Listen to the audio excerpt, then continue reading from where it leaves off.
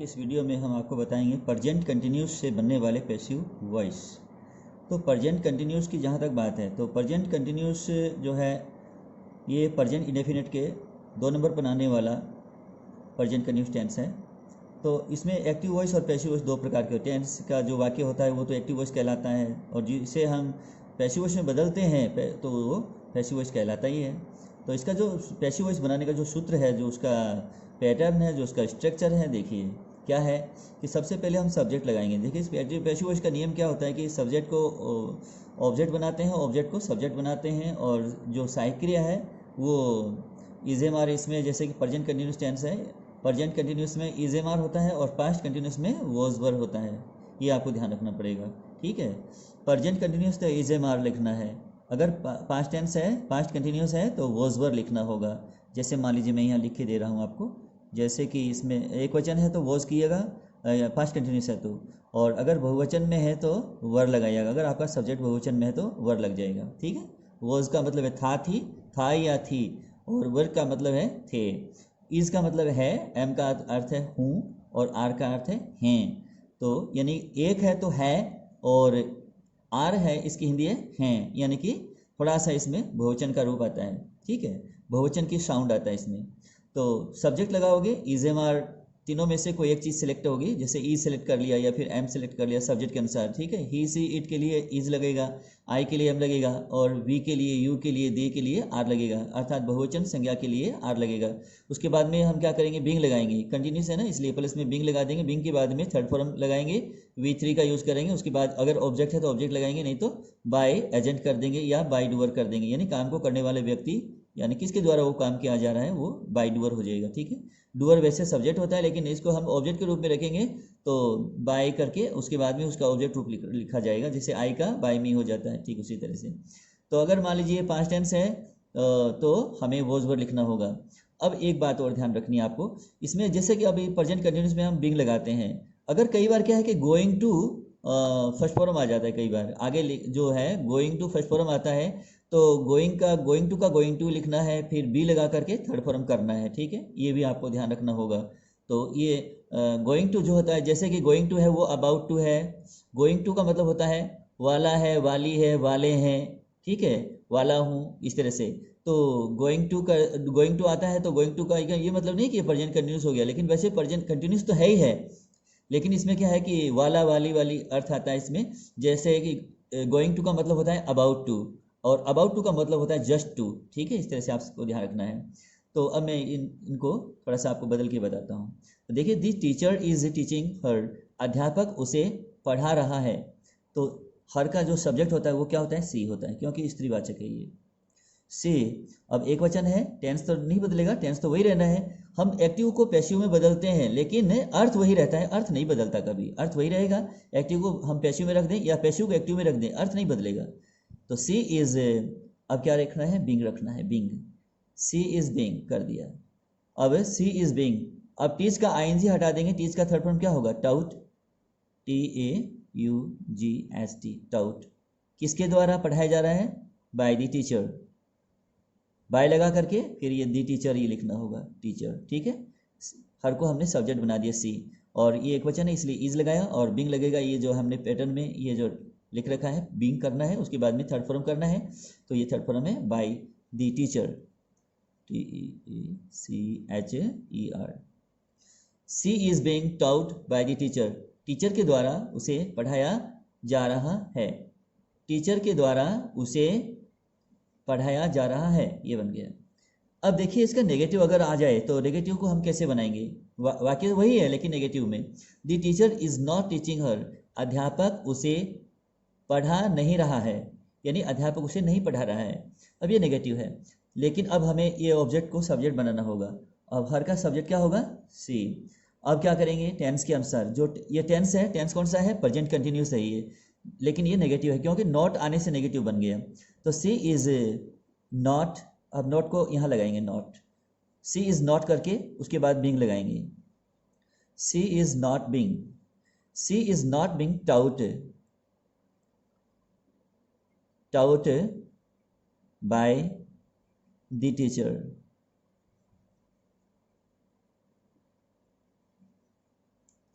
C is not being taught, उसे नहीं पढ़ाया जा रहा है बाय दी टीचर, टीचर के द्वारा उसे नहीं पढ़ाया जा रहा है। तो ये नेगेटिव बनेगा तो इस तरह से बन जाएगा।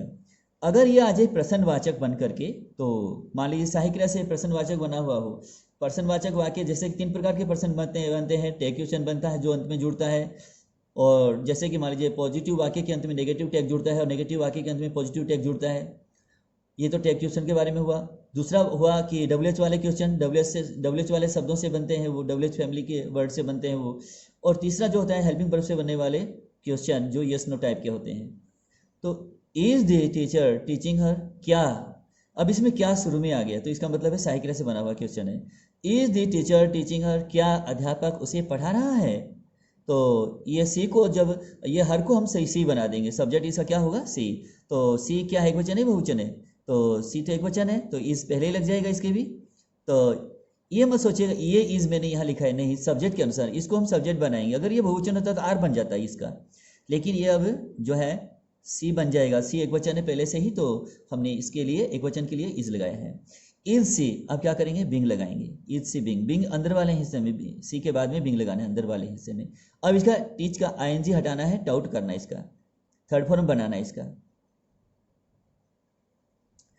इज सी बिंग टाउट, क्या उसे पढ़ाया जा रहा है, क्या उसे पढ़ाया जा रहा है, क्या उसे पढ़ाया जा रहा है बाय दी टीचर, किसके द्वारा, bye the teacher, bye the teacher.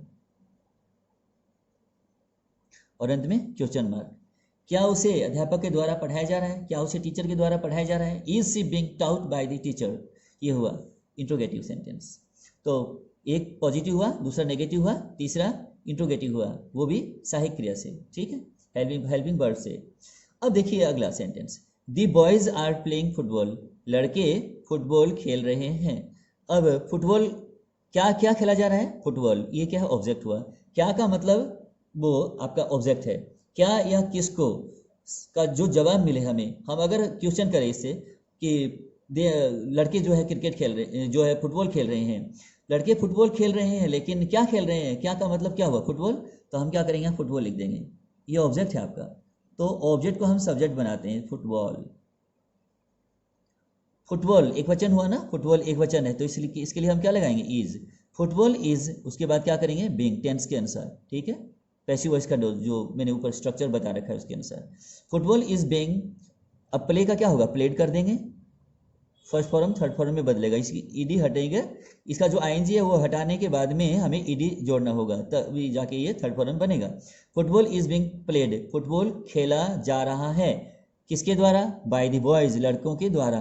अब बाय लगा करके फिर लिखेंगे दी बॉयज, यहाँ लिख देंगे बाय दी बॉयज, लड़कों के द्वारा। तो football is being played by the boys, लड़कों के द्वारा फुटबॉल खेला जा रहा है, ये हुआ। अगला सेंटेंस देखिए, she is making tea for the guest, वह अतिथियों के लिए चाय बना रही है। तो अब क्या करेंगे, सबसे पहले ये सब्जेक्ट है, ये ऑब्जेक्ट है, ये वर्ब है, ये हेल्पिंग वर्ब है। फॉर द गेस्ट ये लास्ट में जुड़ जाएगा, ठीक है। इसको अभी इसको पैसिव वॉइस में जोड़ना नहीं है, पहले नहीं लेना इसको काम में, इसको बाद में जोड़ा जाता है, इसे इसमें आता है, ठीक है। तो टी का क्या होगा, टी लिखेंगे, टी, दी नहीं करना है, क्योंकि पे चीज़ों के आगे हम पीने वाली चीज़ों के लिए हम आगे दी नहीं लगाते हैं।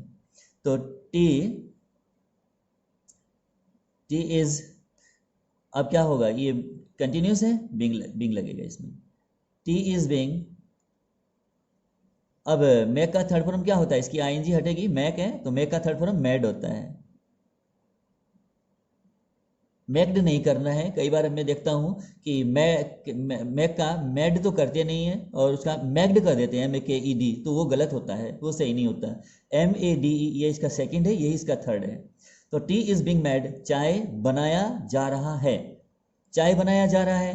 अब किसके लिए, अब जो है फॉर द गेस्ट, अतिथियों के लिए लिख दीजिए, किसके लिए, for the guest, for the guest, अतिथियों के लिए, किसके द्वारा, अब लिखना है बाय, बाय सी का ऑब्जेक्ट क्या होगा, हर, उसके द्वारा, और ये बन गया आपका पैसिव वॉइस।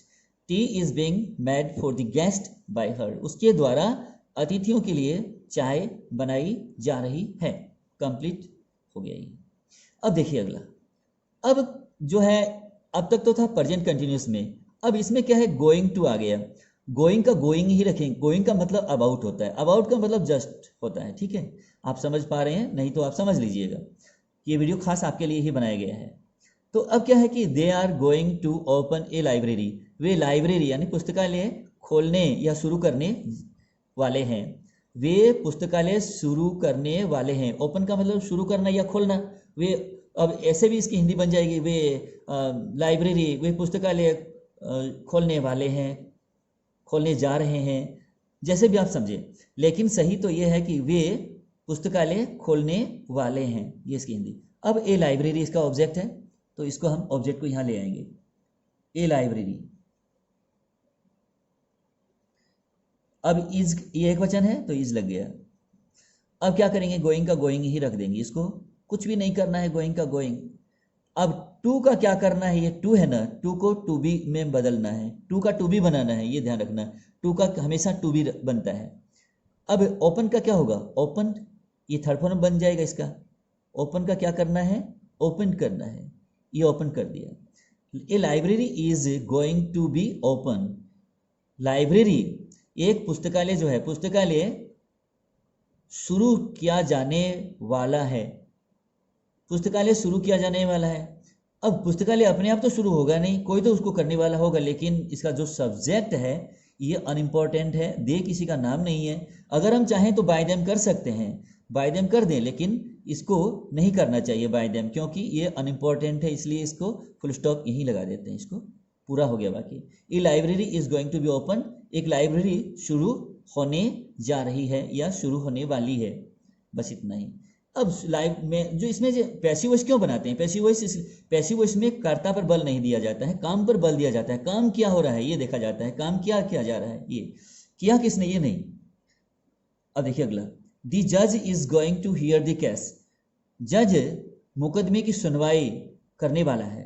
जज जो न्यायाधीश है मुकदमे की सुनवाई करने वाला है, करने जा रहा है या करने वाला है, ठीक है। तो दी केस ये ऑब्जेक्ट है, इसको हम सब्जेक्ट के रूप में यहां रख लेते हैं, the case. The case is एक वचन है, इज गोइंग का गोइंग आ जाएगा, the case is going, to का to be, going to be, here का हर्ड करना है, ठीक है, गोइंग टू बी, ये गोइंग टू बी हो गया, हर्ड, HEAR। अब हियर जो थर्ड फॉर्म में बदलते हैं तो ई नहीं लगता इसके अंत में, सीधा डी लग जाता है, ये ध्यान रखना है। इसका जो हर्ड हो जाता, सीधा ही हर्ड हो जाता है, ई नहीं लिखना है बाद में, ईडी नहीं करना है, सिर्फ डी लगाना है। The case is going to be heard, मुकदमे की सुनवाई होने वाली है, इज गोइंग टू बी होने वाली है, क्या, हियर्ड, सुनवाई, सुनवाई होने वाली है, मुकदमे की सुनवाई होने वाली है, सुनवाई की जाने वाली है, किसके द्वारा, बाय द जज, तो बाय द जज, ये हो गया आपका कंप्लीट सेंटेंस, पूरा हो गया। The case is going to be heard by the जज। Last sentence here, the teacher was going to punish that boy, अध्यापक उस लड़के को पनिश देने वाला था। अब ये पास्ट कंटिन्यूस का है, ठीक है, अब तक तो प्रेजेंट कंटिन्यूस में थे और अब पास्ट कंटिन्यूस में, और ये टू बी वाला जो है गोइंग टू बी वाला है, going to be third form वाला जो सेंटेंस चल रहा है।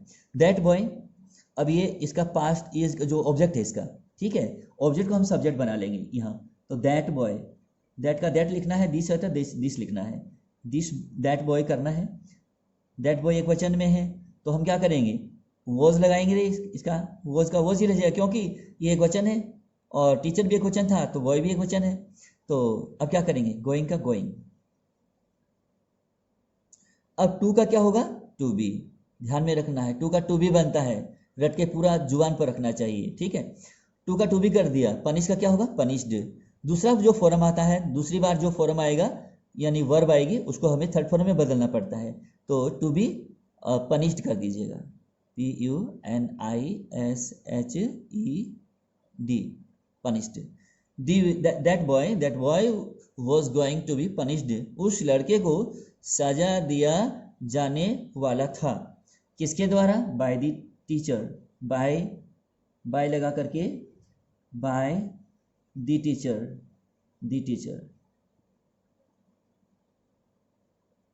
ये हो गया। That boy was going to be punished by the teacher, अध्यापक के द्वारा उस लड़के को सजा दिया जाने वाला था। तो अध्यापक के द्वारा उस लड़के को सजा दिया जाने वाला था। तो ये बन गया आपका पैसिव कंस्ट्रक्शन। तो मुझे उम्मीद है कि आपको सारे ये पैसिव कंस्ट्रक्शन आज के जो प्रेजेंट कंटिन्यूस और पास्ट कंटिन्यूस पर आधारित था, तो और गोइंग टू बी पर आधारित था, going to be third form पर आधारित था, जो आपको पूरी तरह से समझ में आ गए हैं। बार बार इसको दोहराइएगा, समझिएगा और इस मेरे वीडियो को लाइक कीजिएगा, शेयर कीजिएगा। Thank you.